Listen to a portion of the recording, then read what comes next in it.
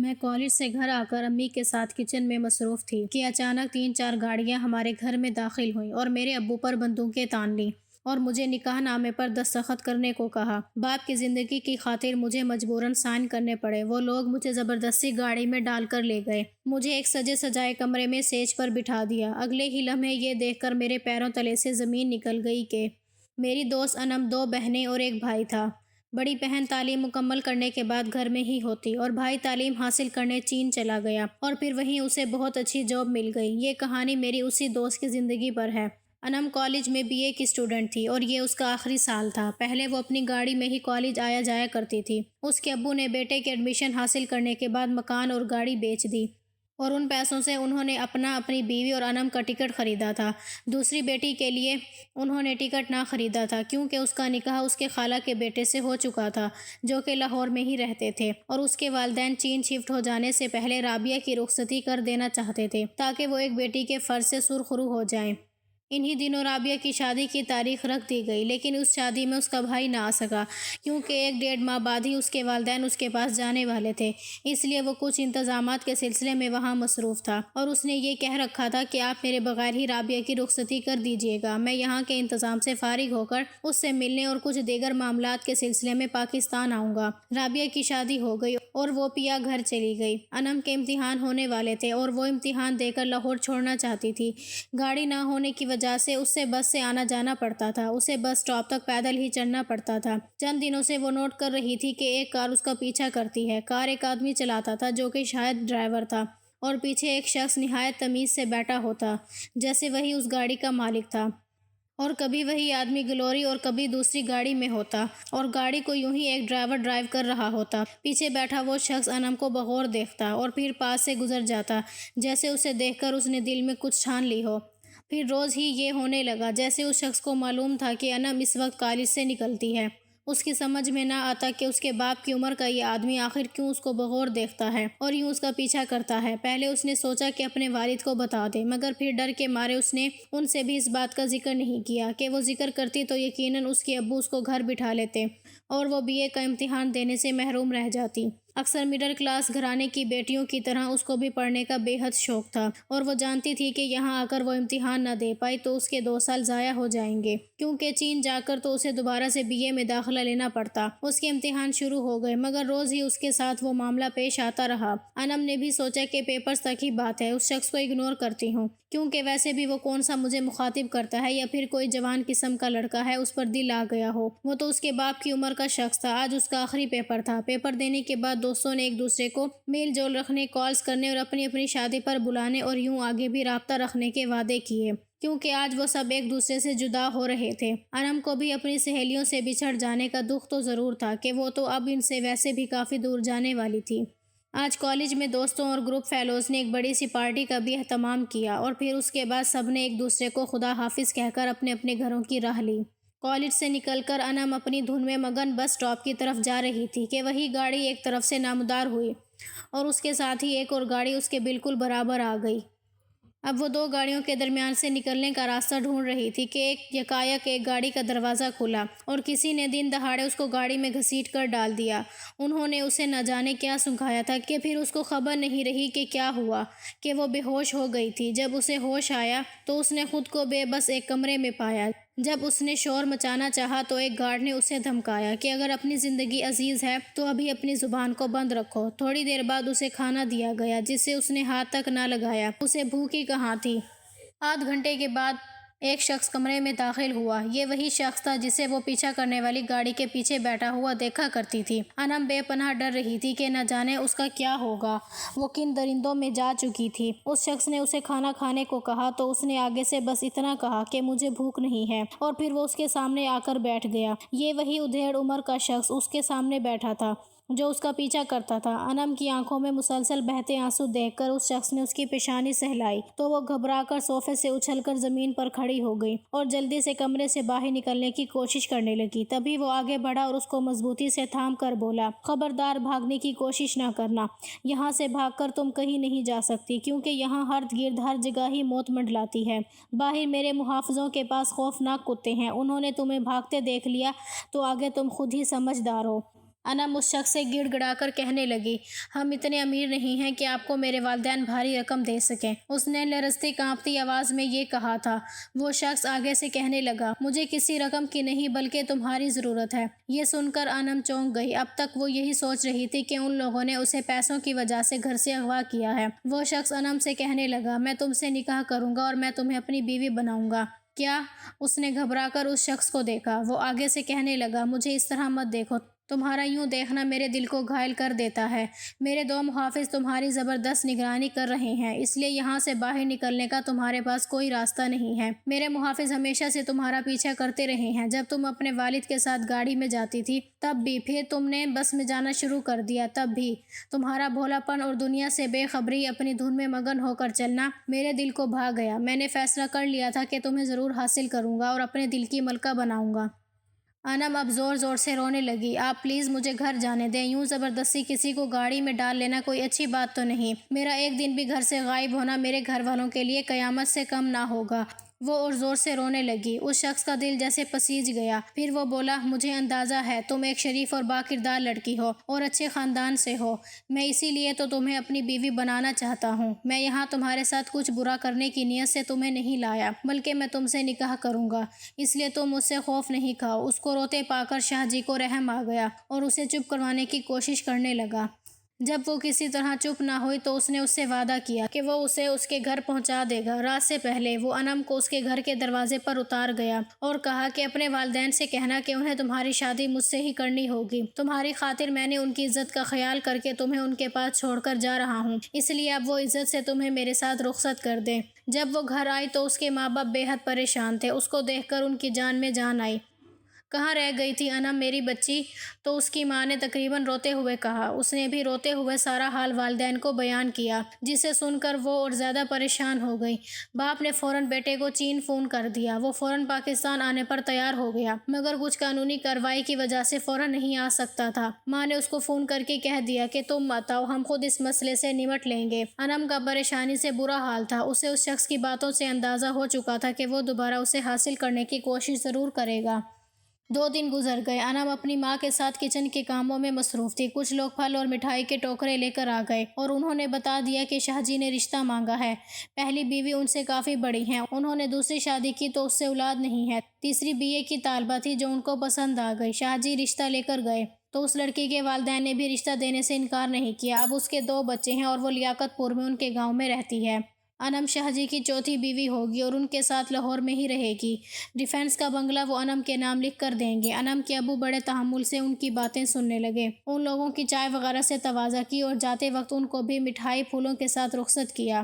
ان لوگوں کو گئے 1 روز ہی ہوا تھا کہ انم کے ابو کے ایک دوست جن کا نام جبار تھا، وہ شہر کے ایک مشہور سیاست دان کے ساتھ ان کے گھر آئے اور انم کے ابو کو سمجھایا کہ وہ بیٹی کا رشتہ رحمان شاہ کو دے دیں۔ اس کے ہاتھ بہت لمبے ہیں، بہتر ہوگا کہ ان کی بات مان لی جائے۔ وہ انم کو زور زبردستی سے بھی لے کر جا سکتے ہیں، اس لیے آپ اپنی عزت کا خیال کرتے ہوئے خود ہی صلح صفائی سے ان کو رشتہ دے دیں۔ انم کے والد نے ان کو یہی جواب دیا کہ وہ اپنی بیٹی کو اپنے ہاتھوں سے زندہ قبر میں نہیں اتار سکتے، وہ ان کو بیٹی کا رشتہ کبھی نہیں دیں گے۔ وہ لوگ ہو کر چلے گئے۔ ان کے جانے کے بعد انم کے ابو شدید پریشانی میں مبتلا تھے۔ انہوں نے اپنی بیوی سے اس معاملے میں صلح مشورہ کرنے کے بعد یہ فیصلہ کیا کہ وہ لوگ جلد از جلد اپنا سامان پیک کر کے چین کے لیے روانہ ہو جائیں گے، تاکہ کسی بھی آنے والی پریشانی سے پہلے ہی وہ یہاں سے نکل جائیں۔ انہوں نے اس معاملے کی کسی کو سن گن بھی نہ ہونے دی۔ جس دن سامان چین کے لیے پیک کیا جا رہا تھا کہ اگلی صبح 4 بجے انہوں نے گھر سے نکل جانا تھا کہ آدھی رات کو کچھ لوگ جن کے چہرے چھپے ہوئے تھے اور ہاتھوں میں بندوقیں تھیں، دیوار پھلانگ کر گھر میں کود آئے اور پھر آتے ہی انہوں نے خود سے ہی گھر کا گیٹ کھول دیا۔ اسی وقت گیٹ سے 2-3 گاڑیاں اندر داخل ہو گئیں، جس میں موجود کچھ لوگ ہاتھوں میں بندوقیں اٹھائے تھے، گویا رحمان شاہ کے محافظ تھے۔ مولوی صاحب کے ساتھ گواہان بھی تھے اور پھر شاہ جی بھی ایک گاڑی کا دروازہ کھلنے پر باہر نکلے۔ وہ لوگ نکاح کی تیاری کر آئے تھے۔ پورے گھر میں خوف و ہراس کی سی کیفیت تھی۔ ایک آدمی انم کے والد کے پاس آیا اور کہنے لگا، تم سے کہا تھا کہ شرافت سے بیٹی کا رشتہ دے دو اور تم یہ سمجھ رہے تھے کہ میں چپ چاپ یہاں سے اپنا سامان لے کر نکل جاؤں گا تو ہم لوگوں کو خبر تک نہ ہوگی۔ تم شاید یہ بھول چکے تھے کہ ہم تمہارے ایک عمل و فعل پر نظر رکھے ہوئے تھے۔ رحمان شاہ کے 4 محافظوں نے اپنی بندوقیں انم کے والد کے سر پر تان لیں اور پھر کہا، اگر تم نے یا تمہاری بیوی نے مزاحمت کی کوشش کی تو ہم اپنی بندوقیں روکیں تم پر کھولنے میں 1 سیکنڈ نہیں لگائیں گے۔ انم کا وجود خوف و پریشانی سے کانپ رہا تھا۔ اس کو بھی کہہ دیا گیا کہ اگر تم نے نکاح کرنے سے انکار کیا تو تمہارے باپ کا خون تمہاری آنکھوں کے سامنے بہے گا۔ انم کو کچھ سمجھ نہیں آ رہا تھا کہ وہ کیا کرے۔ اسے لگ رہا تھا جیسے یہ کوئی مووی کا سین ہو، کیونکہ ایسا تو صرف اس نے فلموں میں دیکھا تھا، اور آج وہ سب بالکل حقیقت میں اس کی زندگی کے ساتھ ہونے جا رہا تھا۔ اس کو لگا کہ وہ بھی زمین پر گرے گی اور اس کی روح فنا ہو جائے گی۔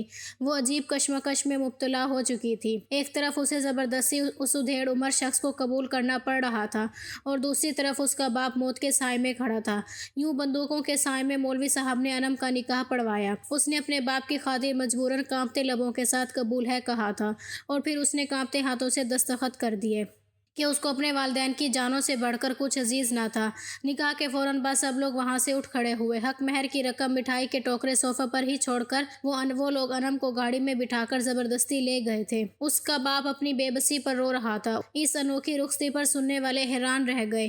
انم گاڑی میں بے ہوش ہو چکی تھی۔ اس کے بعد اسے کچھ ہوش نہ رہا کہ وہ کیسے شاہ جی کے گھر پہنچ جائے گی، یا اس کے ساتھ کیا ہوا۔ 3 دن وہ بخار میں پڑی رہی۔ چوتھے روز جب اس کی آنکھ کھلی تو وہ ایک اجنبی ماحول میں تھی۔ ایک آرام دہ بستر پر لیٹی تھی۔ اس نے خود کو ایک نئی دلہن کے کمرے میں پایا، جس کا دروازہ بند تھا۔ کمرہ کافی بڑا اور عالی شان تھا۔ اس بیڈ پر وہ تھی وہاں سیج بنائی گئی تھی۔ اے سی کی خنکی میں اس کا اپنا ہی وجود لرز رہا تھا۔ اس نے آنکھیں کھول کر اس گھونگھٹ کے باہر دیکھا تو دیواروں پر گلاب کے پھولوں کے ہار لٹکے ہوئے تھے۔ اسے یوں لگا جیسے یہ بیڈ نہیں بلکہ ایک چاندی کا پنجرہ ہے، اور جس کی تیلیاں نازک پھولوں کی سنہری لڑیاں نہیں بلکہ سونے کی مضبوط تیلیاں ہیں، جن سے سر ٹکرا کر وہ تو مر سکتی ہے مگر ان کو توڑ نہیں سکتی تھی۔ یہ قبر تھی یا اس کا ہجرہ عروسی کہ وہ یہاں وحشت کا شکار تھی۔ اسے نہیں معلوم کہ اس کے ساتھ کیا ہوا ہے۔ کیا یہ اس کی شب عروسی تھی کہ جس کے بعد طلوع ہونے والی صبح ہر دوشیزہ کو ایک خاتون کا روپ عطا کر دیا کرتی ہے، چاہے وہ اللہ کے بھیجے ہوئے آسمانی صحیفہ کے سائے میں ماں باپ کے گھر سے رخصت ہوئی، یا چاہے بندوق اس کے والدین کی کن پٹی پر رکھ کر اس کو زبردستی دلہن بنا لیا گیا ہو۔ اس نے گہرا سانس لیا۔ تب اسے یاد آ گیا کہ اس نے نکاح نامے پر زبردستی کس طرح بندوق نے دستخط کروائے تھے۔ تبھی تو اسے یہ کمرہ قبر لگ رہا تھا۔ تھوڑی دیر بعد اسے بھاری قدموں کی آواز سنائی دی۔ وہ اپنے اندر ہی لرز اور سمٹ کر رہ گئی۔ اندر آنے والے شخص نے اس کے ماتھے پر ہاتھ رکھ کر اس کا بخار چیک کیا، مگر وہ شخص اسے زہر لگ رہا تھا جس نے اس کی خوشیوں سے بھری زندگی برباد کر کے رکھ دی تھی۔ اب انم کی طبیعت کافی بہتر ہو چکی تھی، مگر اس کو رہ کر اپنے والدین کا خیال آ رہا تھا۔ شام کو گھر کی عورتوں نے اس کو سجا سنوار کر دلہن بنا دیا اور شاہ جی کی حویلی میں ان کا ولیمہ کیا گیا۔ اس نے صرف اپنے خاص مہمانوں کو مدعو کیا گیا۔ اب انم کی زندگی کے دن اسی قید میں بسر ہونے لگے۔ اس کو گھر سے نکلنے کی اجازت صرف نوکرانیوں کے ساتھ تھی۔ چند دن بعد اسے پتہ چلا کہ اس کی ماں تو اس کے صدمے سے چل بسی ہے، اور باپ اس کی تدفین کے بعد بیٹے کے پاس چین چلا گیا ہے۔ یہ خبر سن کر وہ پاگل سی ہو گئی تھی۔ اس کا دل چاہ رہا تھا کہ وہ اس حویلی کی دیواروں کو توڑ کر یہاں سے فرار ہو جائے۔ اسے شاہ جی سے شدید نفرت ہو رہی تھی۔ اس کی پیاری ماں اس کے صدمے سے اس دنیا سے رخصت ہو چکی تھی، اور وہ ان کا آخری دیدار بھی نہ کر پائی تھی کہ بے بسی اس کا دل چیر دینے کو کافی تھی۔ رحمان شاہ اس سے محبت بھرا سلوک رکھتا تھا۔ اس نے اس کو سونے اور چاندی میں تول دیا، مگر اس کے دل کی کلی پھر بھی نہ کھلی۔ وہ اس حویلی میں اس شخص کے ساتھ جی تو رہی تھی مگر مرنے کی آس پر۔ شاہ جی اب اپنی دوسری بیویوں کے پاس بہت کم جاتا تھا۔ اس کے دل پر جیسے اب صرف انم کا ہی قبضہ ہو چکا تھا۔ وہ اس کے دل میں اپنی جگہ بنانے کی ہر ممکن کوشش کرتا۔ اس کو انم کے بدن سے اولاد کی شدید خواہش تھی، مگر شاید وہ دنیا کی واحد سہاگن ہوگی کہ جس نے ہر بار یہی دعا کی تھی کہ اے خدا میری گود کبھی ہری نہ ہو، میں اس شخص کے بچے کی کبھی ماں نہ بن پاؤں، اور میری کوکھ ہمیشہ خشک رہے، کیونکہ وہ بچہ اس کے لیے اس حویلی میں رہنے کے لیے ایک دیوار بن سکتا تھا، اور اسے اس حویلی میں رہنا بالکل قبول نہ تھا۔ انم نے مجھے بتایا کہ میں نے یہ دل میں ٹھان لی تھی کہ مجھے جب بھی موقع ملا میں اس شخص کو چھوڑ جاؤں گی کہ جس نے زبردستی مجھ کو اپنی بیوی بنایا تھا، جبکہ میرے دل نے آج تک بھی اس کی بیوی بننا کبھی قبول ہی نہ کیا تھا۔ وہ اب ایسے موقع کا انتظار کرنے لگی کہ جس میں وہ اس قید سے نکل سکے، مگر اس پر سختی اس قدر تھی کہ وہ بے بس تھی۔ شاید شاہ جی کو بھی ابھی اس پر شک تھا کہ وہ اس کی محبت سے نکل بھاگے گی۔ شادی کے کچھ عرصہ بعد انم پر کچھ نگرانی کم ہو گئی۔ پہلے تو وقت اس کے ساتھ 2 ملازمیں چلتی تھیں، اب جیسے ان کو بھی انم پر اعتبار آنے لگا۔ یہ وہ زمانہ تھا جب الیکشن نزدیک تھے اور ایک سیاسی کھیل کھیلا جا رہا تھا۔ شاہ جی بھی اس کھیل میں شریک اپنا حصہ لینے والا تھا۔ اس کے بار بار اسلام آباد کے چکر لگ رہے تھے اور وہ اسمبلی میں بیٹھنے کے چکر میں بے حد مصروف تھا۔ انم سے شادی کو اس نے ابھی تک چھپایا ہوا تھا تاکہ اس کی سیاست متاثر نہ ہو۔ کسی طرح انم نے اس دوران اپنے والد سے رابطہ کیا۔ اس سلسلے میں اس نے اپنی ایک سہیلی کی مدد لی تھی۔ شاہجی کی اجازت سے اس نے اسے فون کیا اور پھر اس کی کبھی کبھار اس سے بات ہونے لگی۔ اس کی مدد سے اس نے اپنے والد سے رابطہ کیا۔ اپنے والد اور دوست کی مدد سے اس نے اپنا پاسپورٹ اور مائیگریشن کے کاغذات مکمل کرا لیے اور اپنا ٹکٹ سیٹ بھی کنفرم کروا لی۔ شاہجی ان دنوں اسلام آباد میں تھا۔ انم نے گھر کے نوکروں کو یہی بتایا کہ اس کے سرتاج اسلام آباد سے کامیاب ہو کر واپس آ رہے ہیں۔ انہوں نے اسے فون کر کے بتایا ہے، اس لیے وہ ان کو لینے خود جائے گی۔ وہ ڈر رہی تھی کہ کہیں کوئی نوکر یا ڈرائیور شاہجی کو فون نہ کر دے اور اس کے جھوٹ کی حقیقت نہ کھل جائے، مگر اس نے یہ رسک لے ہی لیا۔ آج اگر اسے موقع نہ ملا تو نہ جانے پھر اسے اور کتنے سال انتظار کرنا پڑے۔ اس نے ایک نوکرانی اور ڈرائیور کو گاڑی میں ساتھ لیا اور ایئرپورٹ آ گئی۔ جب ایئرپورٹ پر اعلان ہوا تو ڈرائیور نے کہا کہ بی بی شاہ صاحب تو دوسری طرف سے آتے ہیں۔ انم کو کچھ سمجھ نہ آیا کہ وہ اب کیا کہے۔ پھر ہمت کرتے ہوئے وہ بولی، اب چونکہ وہ حکومت میں آ گئے ہیں لہٰذا وہ دوسری جانب سے آئیں گے۔ بقول انم وہ چند قدم جو ایئرپورٹ کے کسٹم سے جہاز تک اس نے طے کیے وہ اس کی زندگی کا سب سے کٹھن اور لمبا راستہ تھا۔ جہاز میں جب ایئر ہوسٹس نے انگلش میں اناؤنسمنٹ کی تب اسے احساس ہوا کہ وہ کتنا بڑا معرکہ پار کر آئی ہے۔ ایئرپورٹ پر پہنچنے پر اس نے بھائی کو فون کیا اور اس کی آواز سن کر جیسے اس کو بھی یقین ہی نہ آیا یہ اس کی بہن انم بول رہی ہے۔ وہ اسی وقت آ کر اسے گھر لے گیا جہاں اس کا باپ اس کے گلے لگ کر اتنے ہی منٹ ہچکیوں سے روتا رہا۔ اس کی بڑی بہن جو بیاہی جا چکی تھی وہ اپنے شوہر کے ساتھ دبئی میں آ چکی تھی۔ انم نے جب اس کو فون کیا تو وہ بھی فون پر دھاڑے مار مار کر رونے لگی۔ شاہجی کا پاکستانی سفارت خانے میں کافی اثر و رسوخ تھا۔ جب وہ اسلام آباد سے واپس آیا نہیں معلوم کہ کیا شاید کہ ڈرائیور سے اسے انم کے بارے میں یہ معلومات مل گئی تھی کہ وہ چین چلی گئی ہے۔ وہ خود چین آیا۔ انم ابھی تک بھی اس کے نکاح میں تھی۔ جب اس نے انم سے ملنا چاہا تو انم نے اسے بات تک کرنے سے انکار کر دیا اور پھر خلا کے کاغذات بھجوا دیے تو وہ واپس آ گیا، مگر قانونی طور پر اس کو عدالت سے طلاق ہو گئی اور اس کے ساتھ ہی چین کے اسلامک شرعی کونسل نے بھی اس خلا کی تصدیق کر دی۔ تاہم اس کے بعد انم اور اس کے ابو چین میں نہ رکے اور دبئی آ گئے اور وہ دبئی میں ٹھہر گئے اور پھر اس کے والد واپس بیٹے کے پاس چین چلے گئے۔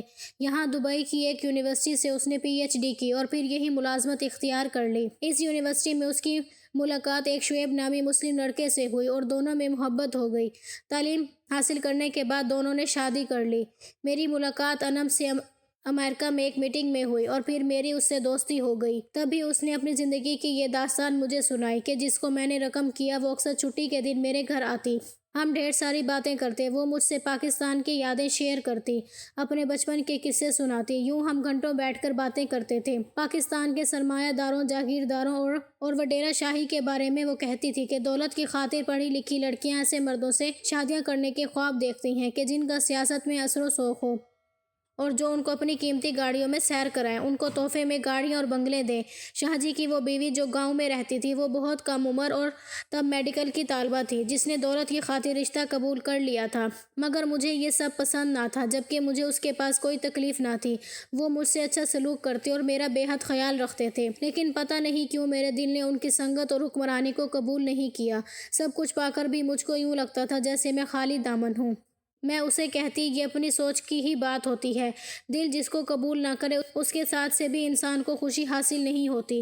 وہ مجھے جواب دیتی، ہاں تم ٹھیک کہتی ہو، مگر ایک بات اور بھی ہے، وہ یہ کہ جب کوئی کسی کے ساتھ زبردستی کرتا ہے تو پھر اس کی عنایت بھی ظلم ہی معلوم ہوتی ہے، ورنہ اس میں کوئی کمی نہ تھی۔ وہ زیادہ عمر کے صحیح مگر خوبصورت تھے، سخی بھی بہت تھے، ہزاروں لوگ ان کے در پر سوالی ہوتے تھے۔ میں تو ان کے مقابلے میں ایک معمولی سی لڑکی تھی، لیکن میرا دل ان کو قبول ہی نہ کرتا تھا۔ مجھ کو وہ اپنے مقابلے میں معمولی نظر آتے تھے کیونکہ وہ دولت سے پیار کرتے تھے اور اسے دولت کے بل بوتے پر وہ جو چاہتے حاصل کر لیتے تھے، جبکہ یہ اچھا شیوا نہیں تھا۔ انم کی کہانی سن کر میں اکثر سوچتی تھی یہ کہانی ان طلسماتی کہانیوں سے ملتی ہے جن میں دیو یا جن خوبصورت لڑکیوں کو زبردستی اٹھا کر لے جاتے ہیں اور کسی دور ویرانے میں واقع اپنے طلسماتی محلات میں قید کر لیا کرتے تھے۔